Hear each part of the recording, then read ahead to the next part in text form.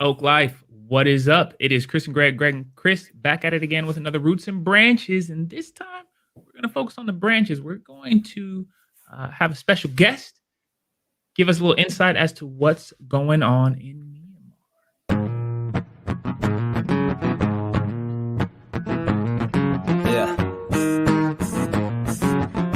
Yeah, look, I get crazy when the mic round. No sense of getting hyped now. But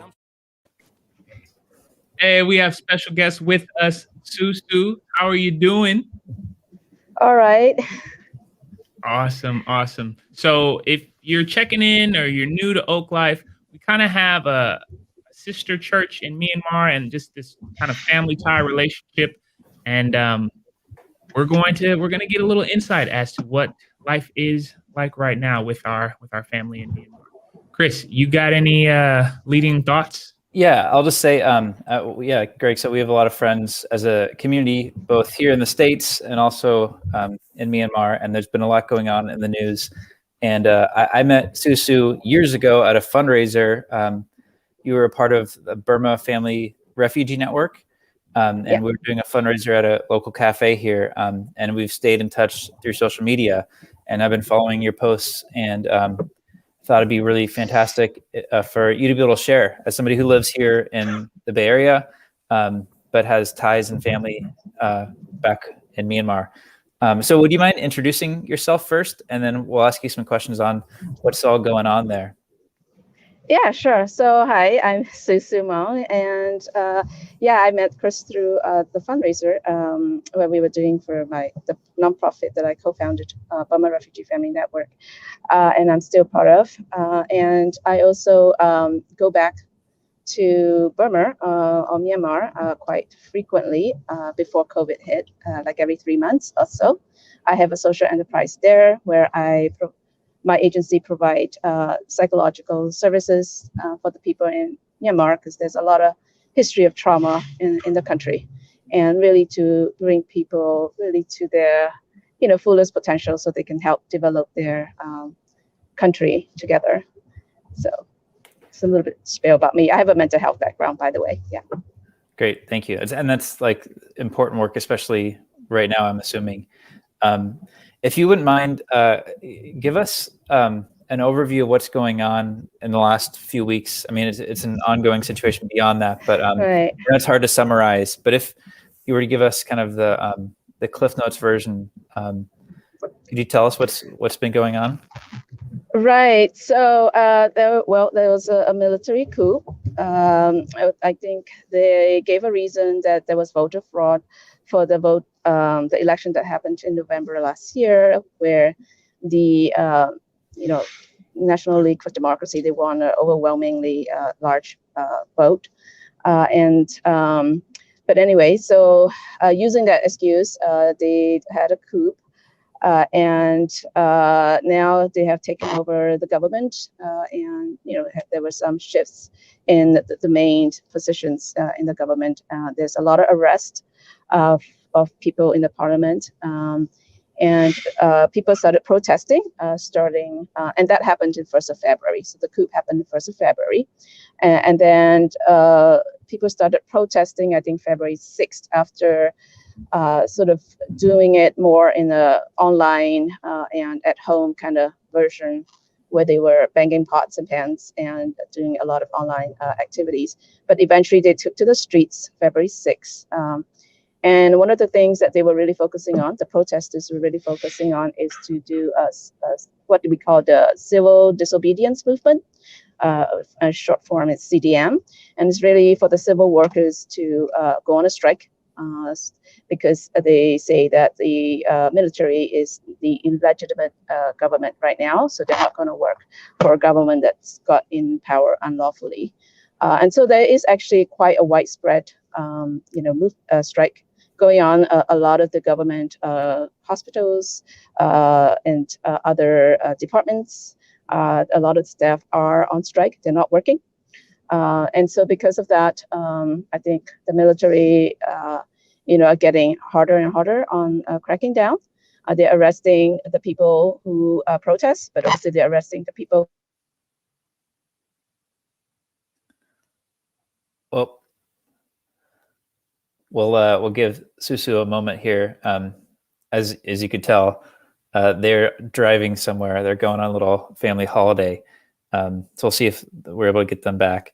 But overview there, that there's been a coup, and some of the demonstrations that have happened most recently. What you're seeing is the military crack down on that. So they've been cutting off the internet for long periods of time, like no social media. There's even stories of them cutting off power. So people are blacked out without any electricity. And then there's a lot going on with some actual like physical force to stop the protesters. Looks like not quite back yet. And so it's pretty devastating. If you follow the news at all, you may have seen that actually this last weekend, the government began using actual like real bullets and firing on people who are protesting, which they did in the early 90s when there was a similar situation. But this has been escalated quite significantly. Let's see. Welcome. Oh, I think hi. we're back. Yes. Sorry about Technology that. is I was amazing. I'm driving down to Montreal, so yes. So anyway, I think I got talking about the CDM and people getting arrested. So yeah, and then the other thing is this. I guess there were some prisoners that were released a few days ago, and they got into the neighborhoods. Some of it could be just to make people scared.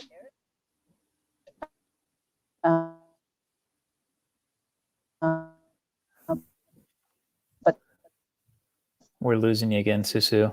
there are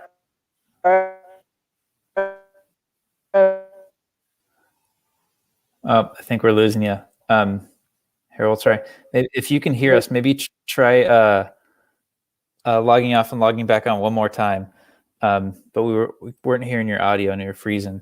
But what she's saying is that the military has been releasing some prisoners basically to like wreak havoc in neighborhoods and create fear. And so there's even stories of the military using ambulances to kidnap people, people who are leading protests.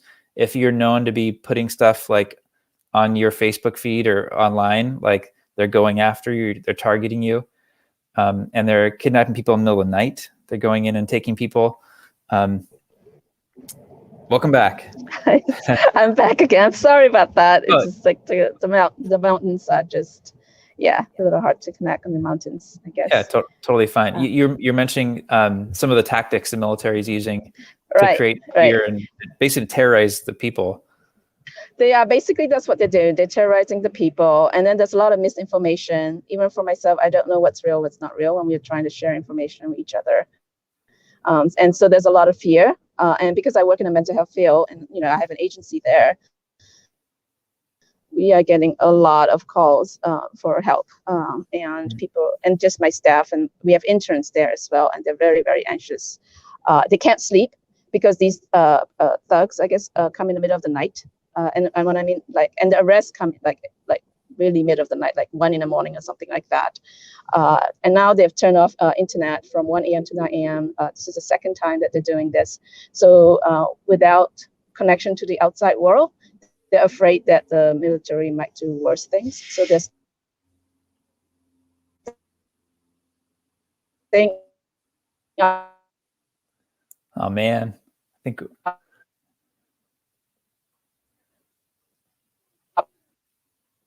Yeah, I think we're gonna. Sue, thank you so much for joining us. I'm sorry the technology isn't working for us. I'm gonna play. If you are able to join on again, we'd love to have you. But even if you aren't, it's no worries. But what you got a window into there? Well, Greg, you're muted. I said, is this a 3 strikes you're out type of thing? No, I mean, we've got. I don't know what you got the rest of the afternoon.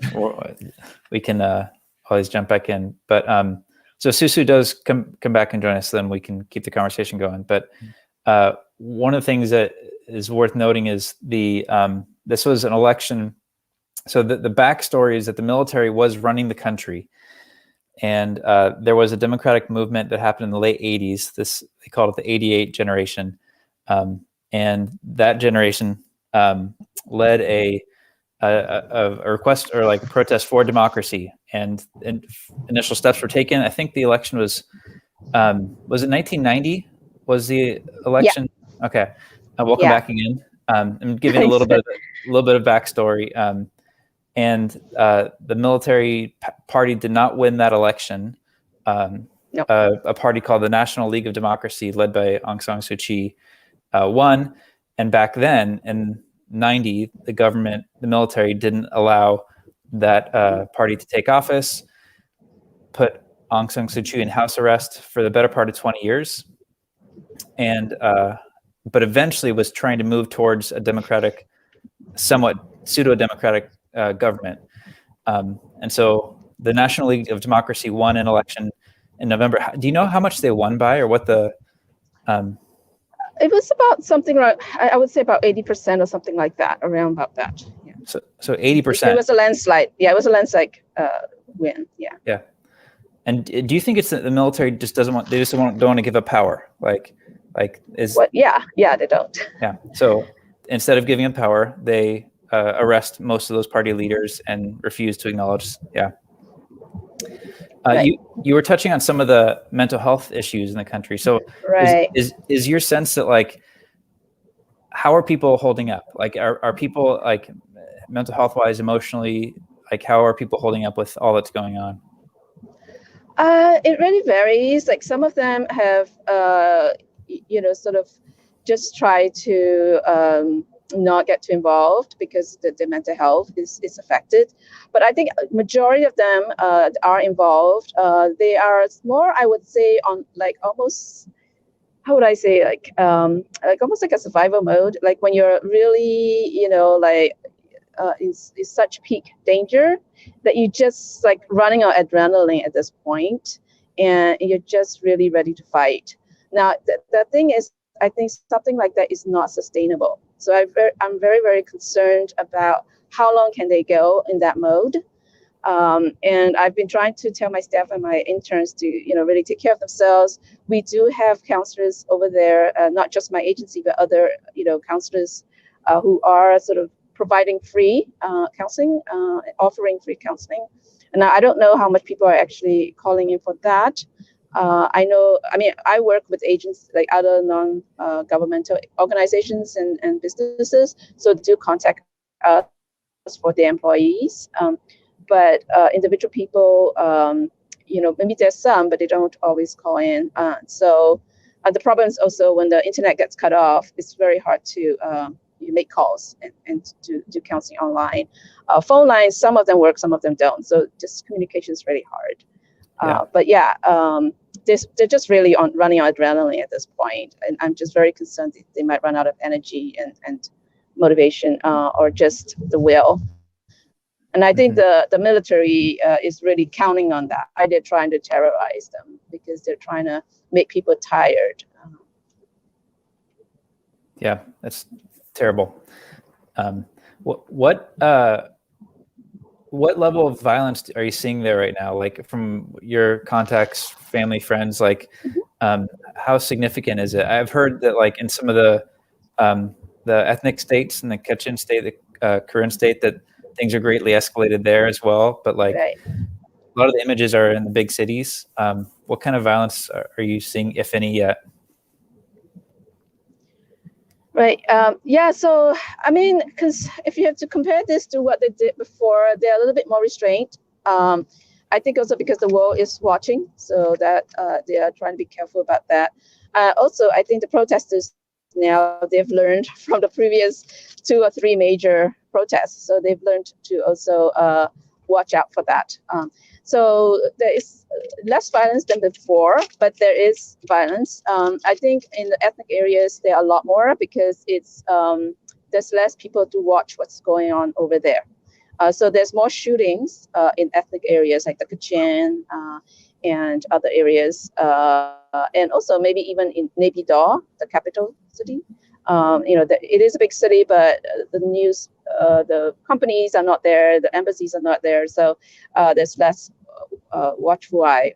So there has been more violence. There was one 19-year-old girl that got shot point blank in Naypyidaw. They did shoot a few rounds of fire. A lot of them, they do use riot guns, so their bullets are rubber bullets, but they have also been live ammunition, so the actual bullets that kill into the crowds. And again, that's more in ethnic areas. In Yangon, because there are a lot of international organizations, a lot of businesses, there's people are watching more in Yangon, so they haven't actually done that in Yangon. However, they have been, more of like using scare tactics and stuff like that. I think there have been some violence, but not as much as the ethnic areas. Yeah, I hear that. How can people here support people I think there? the violence is also more for Yangon. Oh, I've lost you again, Susu. Yeah, I think I'm back. Oh. Yeah. How can we help or ally? How can people here advocate for and stand alongside people in Myanmar and Burma? Really, it's just really I guess paying attention and just really keeping it aware, like keeping our story, getting our voice out, and also putting some maybe pressure or request to your representatives here in Congress so that they can take whatever action that they can, whatever they decide. But I know that sometimes international relations is quite complex. So there are also limitations of what they can do. However, I think the people in Myanmar really draw a lot of strength, motivation, and just feeling like they're not left to themselves, they're not left alone. So I think just whatever sort of attention and awareness you can bring, whatever sort of validation that you can bring to the people and what they're suffering in Myanmar, I think that would really give them a lot of hope. And I think that's what they really need, that they're not forgotten, I guess. Well, that's great. Thank you so much for your time and giving us a window into all of this. And I hope you can sense some human solidarity from us that I know it's probably very stressful managing that, and you have staff there and all of that. So we're in your corner as friends, and however we can support, let us know. Anything else you'd like to let us know of, like you would love to share with an audience or get people aware of? Yeah, thank you. Yeah.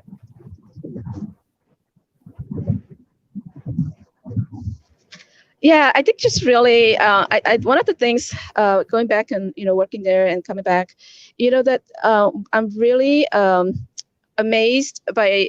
I mean, I know it's my own people, but I'm really amazed by the people there, that they are quite resilient and quite creative and ingenious, I guess, and that they really are. I don't know. I guess I just want to say that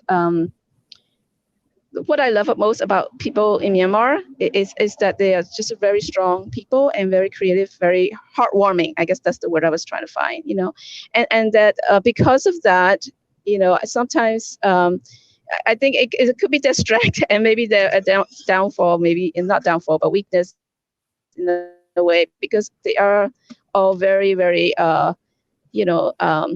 heartful people. That it's really hard to fight a regime that is very violent and very, sort of heartless, because it's hard for them to get to that level, to do that against some, a system like that, because, they function from a place of compassion and a place of community and, really belief and faith. And so I think, I guess I would like the world to really, sort of join in the humanity of, I guess, of our people in Myanmar, and really again give some support in whatever ways that you can, because these are really, I mean, because I go back there and work, like, these are human lives. It's not just a story, or it's not just something that's happening out there in the world. These are real human lives, and a lot of especially the young people I work with, like their future and their hopes, are being crushed right before their eyes, and it's very heartbreaking. So really to kind of come from a perspective of humanity, and humanitarian sort of lens, rather than these are just politics. This is a humanitarian crisis that we're having. Yeah. That's good. It's beautiful, and so appreciate you. And I hope if there's anything we can help with, I mean, amplifying the message, your stories, your voice. Thank you for the work you do in the world and the light that you are. And also, I pray and hope that you can find some rest and in the midst of it all. But thank you for joining us. And thank you. Thank you so much for. Yeah, of course. We're honored to have you. Yeah. Yeah. Yep. Jesu Dimbade. Jesu Dimbade. Yeah. Thank you, Susu. Take care. Bye. Wow, man. Cool. Sorry I didn't let you get any questions in there. You hogged it, man. I mean, I'm reflecting this Facebook user's sentiment. I don't even know what to say, because all I could think about are the kids and the families and their homes. It was like 2 weeks immersed in warmth, true family. To think of that being threatened is like a rip through my heart. Echo that sentiment completely. Yeah, dude, yeah. Crazy. And thanks for joining us, Hannah and Alma. Oh, the comments look different in this format. Yeah, I know, right? It's kind of cool. Yeah. Both of us have been there. I've been there some like 13 times. Jeez, that 13 times, dude. Yeah. And you were there 2 years ago. And so I was there, yeah. Susu was saying about the people. If you follow any of the protests, like protest culture is always so creative, and some of the best messages that outlast the current moments are like the poetic things that people are doing.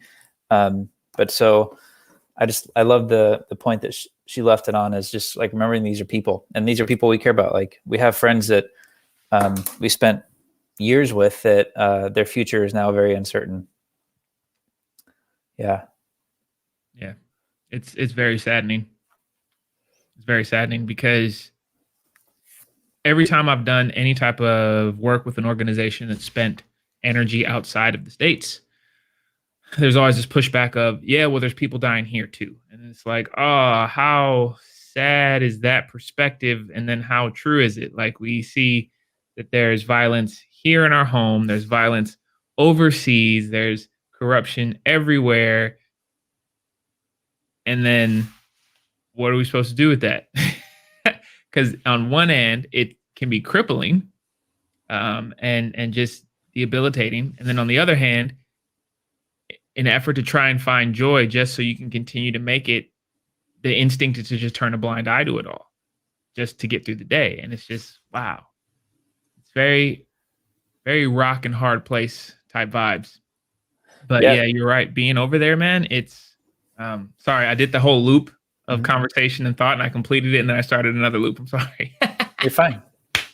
But yeah, just being over there, man, like you said, it's a different world, like individuals there's just a vibe of life. And Susu said just big hearts, and that's 100% evident over there. So it is really saddening to hear all that's going down over there.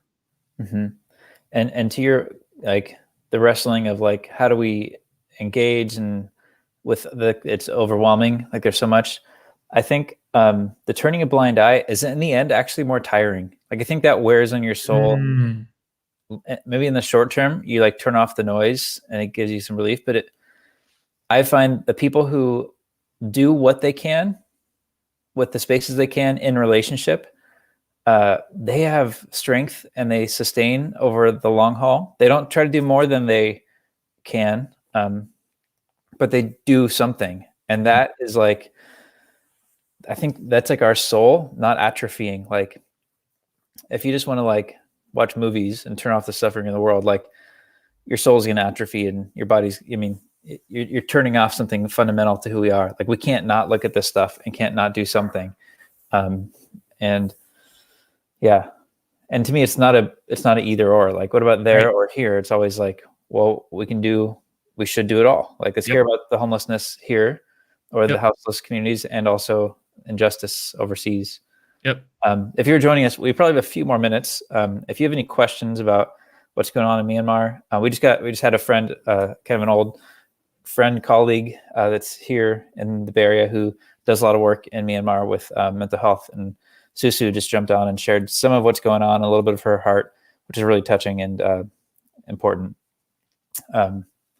Yeah, what was your favorite thing when you went to Myanmar? What was your favorite thing, or like what was one of the most memorable things?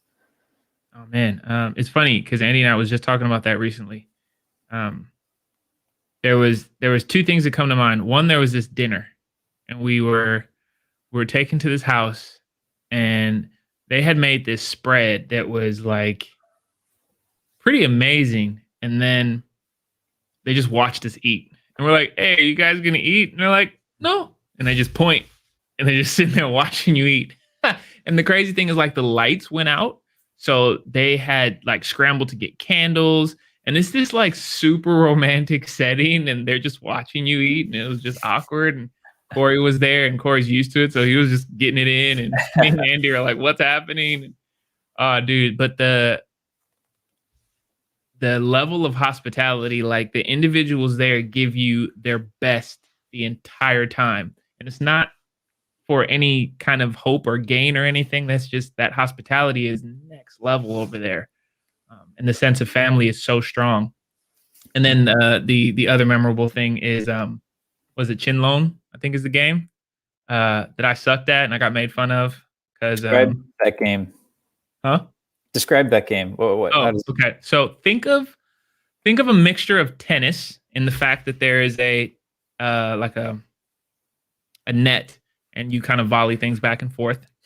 Think of volleyball in the sense that it's like a team, right? But the ball's not that big, it's smaller. So that's why tennis.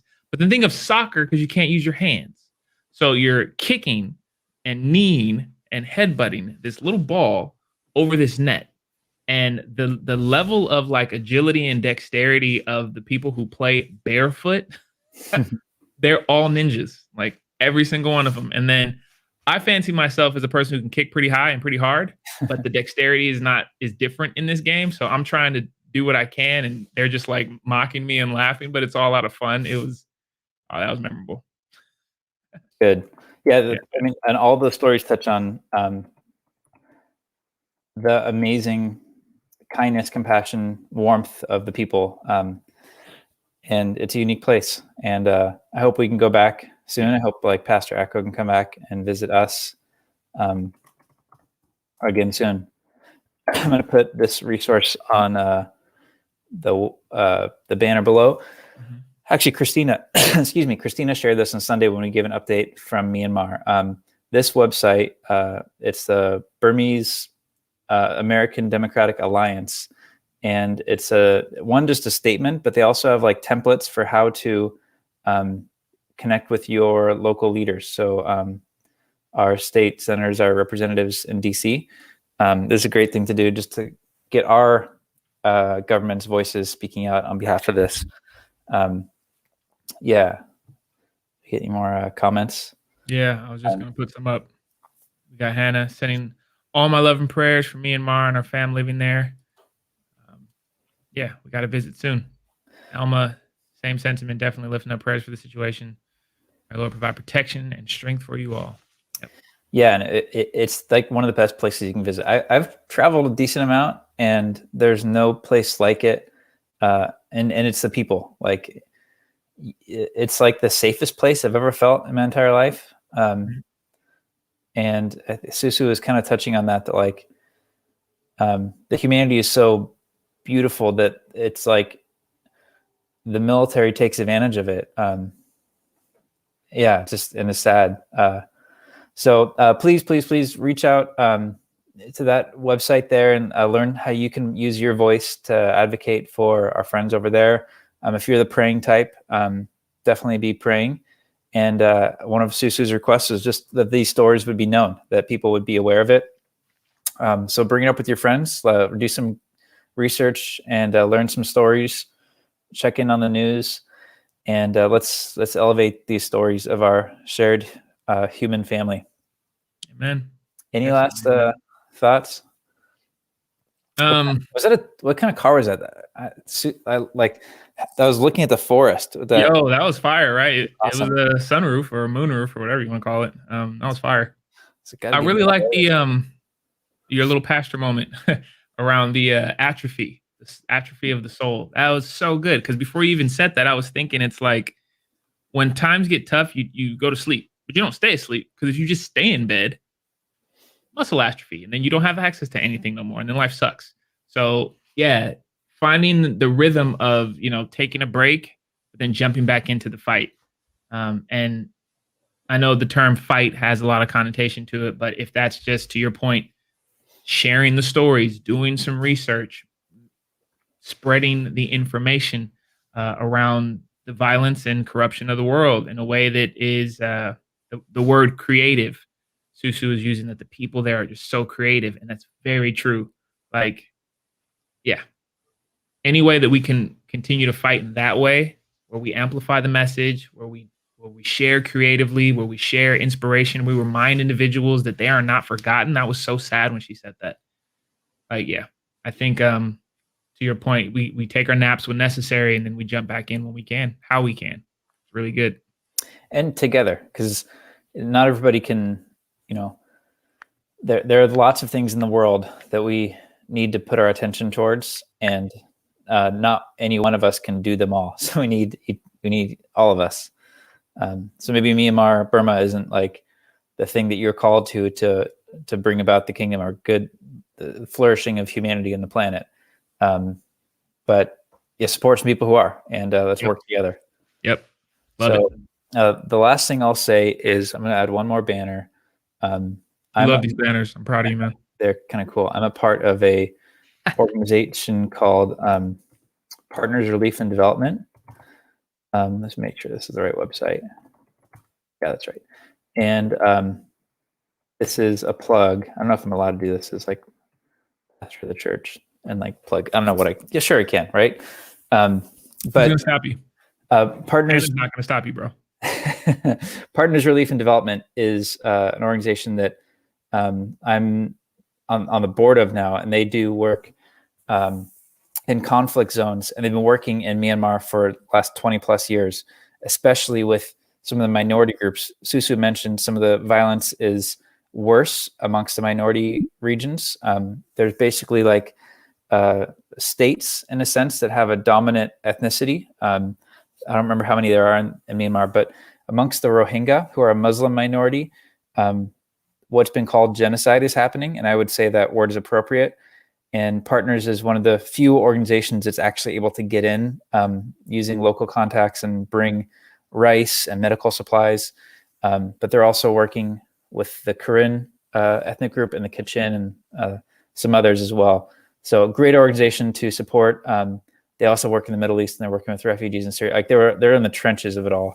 So yeah, ways we can be light in the midst of some of this bad stuff. Yeah, bro. All right. That's my plug. Yeah, and that's a good plug, man. Yeah, we got to continue to live, love, fight, and follow as Jesus did and does, fam. We appreciate you, Oak Life community. Continue to be all that you are, who you are, making us all that we are. With that, I like to.